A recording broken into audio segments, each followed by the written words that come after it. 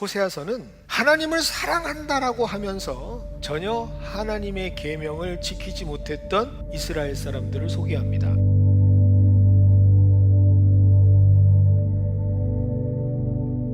호세아 선지자가 일하던 시대는 여로보암 2세가 통치하던 시대였습니다. 여로보암 2세는 북이스라엘 역사상 가장 최고의 전성기를 누렸던 왕입니다. 그는 무려 41년 동안 북이스라엘을 다스리면서 나라를 태양처럼 빛나는 제국이 되게 합니다. 특별히 넓어진 영토에서 걷어지는 세금과 함께 여러 자원들을 활용하면서 경기를 부양할 수 있었던 거죠. 그런데 중요한 사실은 이 모든 것이 여로보암 2세의 능력이 아니라 사랑하는 하나님께서 주신 축복이었다라는 사실입니다. 즉 하나님께서 이스라엘 백성들을 사랑하시니까 그들에게 주셨던 사랑의 선물이 바로 북이영화였습니다. 그런데 문제는 이렇게 경제적인 호황이 지속되면서 북이스라엘 사람들의 생각, 가치관이 바뀌기 시작합니다. 점점 그 받은 선물에만 집중하면서 부유함이 인생의 목적이 됩니다. 그것이 최고의 가치가 되는 거죠.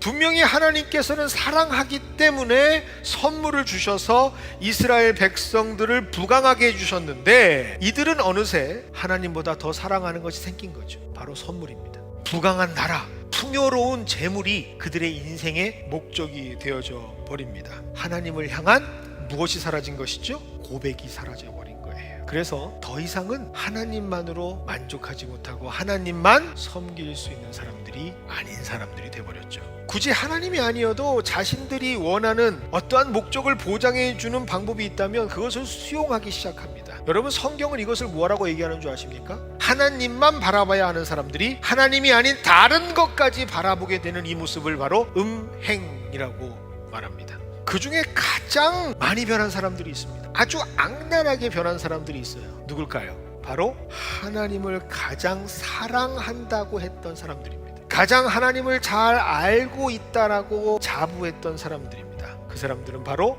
이스라엘 백성들에게 하나님을 가르쳐야 할 제사장들이었죠. 분명히 하나님께서는 말씀하셨습니다. 레위는 내 것이라. 그런데 이 하나님의 택하심을 받은 사람, 하나님의 손에 붙잡혀서 하나님만 사랑해야 될 사람들이 더 사랑하는 것이 생겼습니다. 일반 백성들과 똑같은 재물을 사랑하는 사람들이 되었습니다. 여러분, 제사장들이 합법적으로 부를 얻게 되는 방법은 단 한 가지밖에 없습니다. 제사밖에 없습니다. 그 제사 중에서도요, 번제, 화목제, 속건제, 이런 제사는 가져갈 수가 없어요. 재물을 가져갈 수 있는 유일한 제사는 무슨 제사냐? 많은 사람들이 자신의 죄를 하나님께 고했던 속죄죄입니다. 죄를 위하여 제사를 드리는 제사장이 그것을 먹되, 제사장이 부자가 될 수 있는 유일한 방법은 백성들이 더 많이 죄를 짓는 겁니다. 그리고 백성들이 더 많은 죄를 지어서 예배를 많이 드릴 때 그 바쳐진 재물이 바로 내 재산을 축적시키는 근원이 되는 거죠. 어떻게 해야 부자가 되는지 알게 된 제사장들은 꾀를 쓰기 시작합니다. 그것이 바로 하나님을 알려드리지 않는 거예요. 많은 백성들에게 하나님이 무엇을 원하는지 알려주지 않습니다. 그리고 기대합니다. 더 많이 죄를 지어라, 더 많이 죄를 지어라, 그리고 더 많이 제사를 드려라. 그래야 내가 부자가 되니까요. 하나님을 아는 지식이 없으니까 마음대로 예배를 드리고, 하나님이 무엇을 원하시는지 모르니까 자기 마음대로 하나님께 예배하는 공동체가 됩니다. 그때 하나님께서 뭐라고 말씀하시죠? 내 제사장이 되지 못하게 할 것이요, 너의 하나님 율법을 잊었으니 나도 내 자녀들을 다 잊어버리겠다. 그렇게 말씀하십니다. 이게 바로 당시 북이스라엘의 실상이었습니다. 여러분, 그들에게 예배가 끊이지 않았습니다. 예배는요, 지금까지 드렸던 어떤 예배보다 훨씬 더 훌륭한 예배들이 매일매일 반복적으로 하나님께 드려졌습니다. 그런데 무엇이 없어요? 하나님을 향한 진정한 사랑의 고백이 없는 예배였습니다. 그러다 보니 음행과 음란의 종교 행사가 매일마다 벌어지는 시대가 되었던 것이죠. 하나님을 사랑한다고 하면서도 정작 속마음은 늘 그 마음 속에 바라는 물질적 풍요와 욕망으로 가득 찬, 위선과 가식으로 가득 찬 사람들이 드렸던 예배가 풍성했던 시대가 바로 이 당시 시대였습니다.